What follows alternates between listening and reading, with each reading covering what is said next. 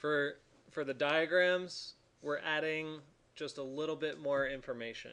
Um, we already have our analysis for. Remember, we did 3 diagrams, or at least the assignment is to do 3 diagrams. I don't think we finished them all, but very simple analysis of the site. So, for instance, this one is just about the flow of water through valleys. Um, well, I mean, it's the location of valleys, but essentially it's how water is going to drain off. It also shows, um, well, I'm kind of, yeah, it shows the location of the peak of Mount Whitney. And then, the next level is really just let's place our building on site and let's just talk about a few very simple things that are going to help us orient program in our project, right? So not going crazy about the poetics or anything like that. Just simple moves that are going to yield a different result than some of the others, that are next to you in class. Really, that's kind of all this part of it is about, is to give you guys something that's beautiful, that relates, you know, in a more, well, what's the word for it? In a less arbitrary way to the site that it's on. And so it'll give you something that has relevance. So anyway, we want to place the building. So for me, this is kind of just my exploration here. Feel free to, kind of go down this route for your first diagram, but then I'd like each of your other 2 diagrams to have information that's slightly different. So I'm looking at 2 things. I'm looking at access to the site, and I'm looking at the sight lines, right? So where your view's going to be. So if I'm going to drop a building on this, another requirement about this is that I'm going to say that you cannot put your building on the peak. I know some of you guys, it's kind of the default, right? Let's put it right on the peak. So no, you cannot put it on the peak.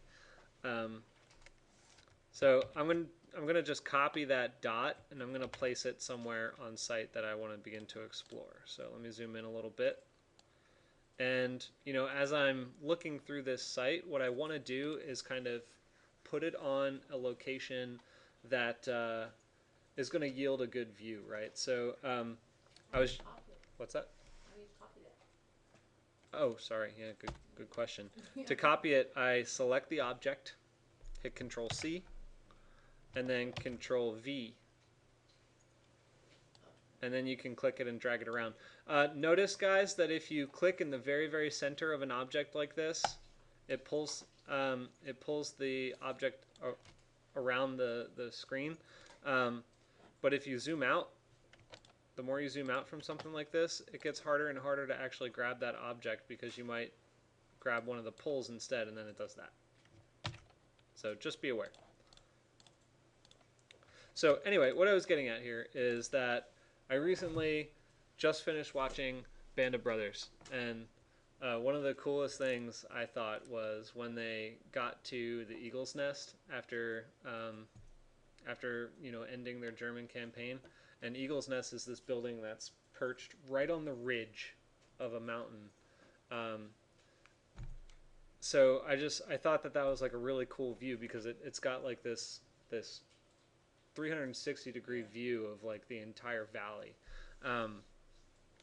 So actually I could pull it up for you so you can see it because it was really inspiring, right? So that's what my first diagram is going to be about.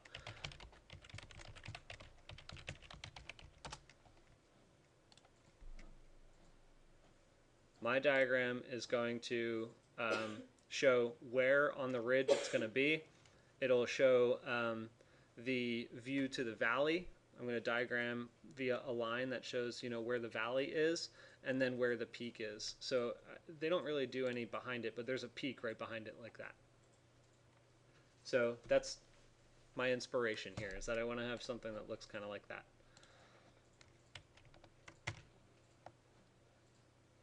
Where am I? Not there.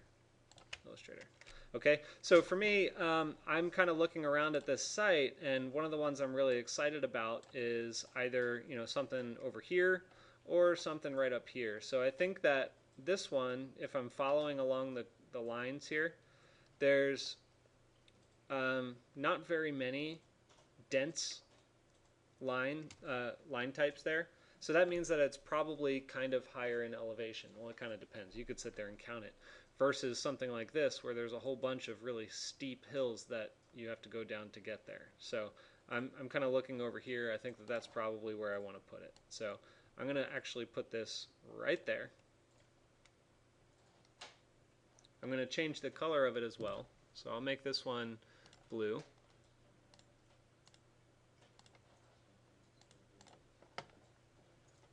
And then my line work for my sight lines are going to be blue as well. So the difference here for the sight work, or sorry, the view line work, is that I'm going to actually use a fill for it, and the fills are a little bit different. Okay, so this is kind of going to be your next little tool that you could use. So let me just real quickly find something. That'll kind of work. Photoshop is better at that, but yeah, we'll do a fill.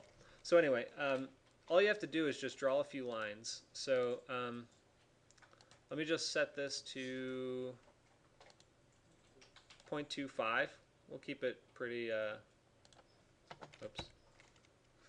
Click and drag to draw your line. So I did it 0.25. Oh, let me see what layer I'm on.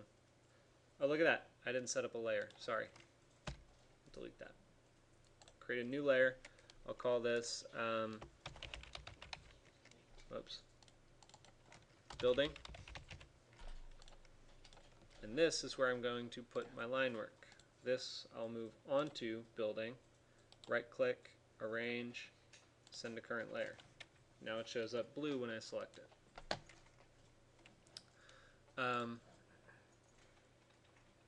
The primary view line, I think, for this is going to be right down the valley, or right down the ridge of this valley. So I'm going to kind of just, put a triangle that shoots out that way. So I'm going to just draw a line out there, draw another line out here, and then draw a line back to the origin there.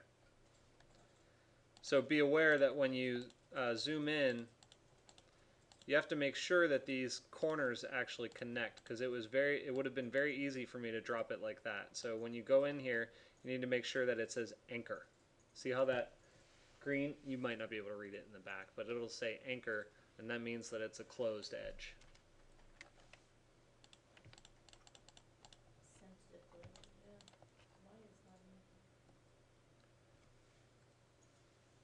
So with those triangles lines in place, you select all three of them. To select multiple edges, you click one, hold shift, and click another, and then hold shift and click the other. So to fill it, you can try that. In some cases, if you create an actual object, the fill will work. But if you created it out of lines, it won't work. So you have to do what's called a live paint. So I'll show you it in the menu. You go to Object, Live Paint, and Make, and it creates a family with those lines. Let me see, there. So now all of them are grouped together, and the way that you fill it is with the hotkey K. I forget what that actually is. So you just make it... It's this one, yeah. So the live paint bucket, it's on the left-hand side. I don't expect you guys to get this immediately. I'll go back and show you again in a recap. But you set your fill to whatever color you want to fill it with, and then you paint into it. So that particular thing is a little too harsh, right? It's a solid blue. I can't see anything underneath of it. So when you go up to the top after selecting that live paint, you can change your opacity to something like 20%. Maybe 20% is a little too slight, so I'll try 30. 30 is a little better.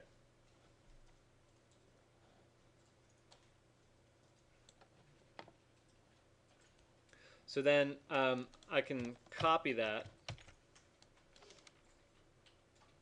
and then just simply rotate it into place.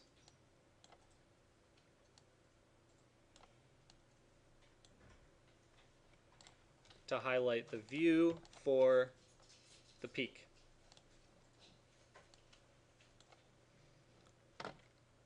Additionally, something like a view typically has an axial relationship, right? So while your field of view is anywhere from 30 to 60 degrees from the center line, you have a focus point, which is the center line.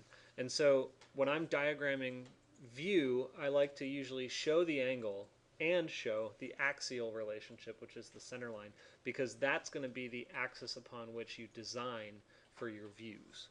So for me, I'm going to do the same thing here under the same layer even. I can turn that off. I'm going to bump up the size to like a 5-pointer and then edit the stroke to be a dashed line. And I'll go from the origin point to roughly the middle. Just something like that. Do the same thing here.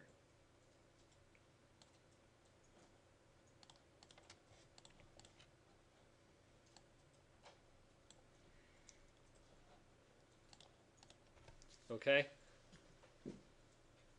So, the diagram requirements, now that I've kind of just completed the very basic introduction to diagramming, you'll need to have 2 things included in each of your three diagrams. You need to have one set of lines that diagrams something that's natural on site, that's not part of your building, and then you'll have another diagrammatic piece of information that diagrams something that relates directly to your building. So while the valleys, I'll clarify that. The valleys do nothing for the actual design of the building except placing it on site. The site lines, or the view axis diagrams, actually will inform how you're going to lay out the spaces and how the building looks.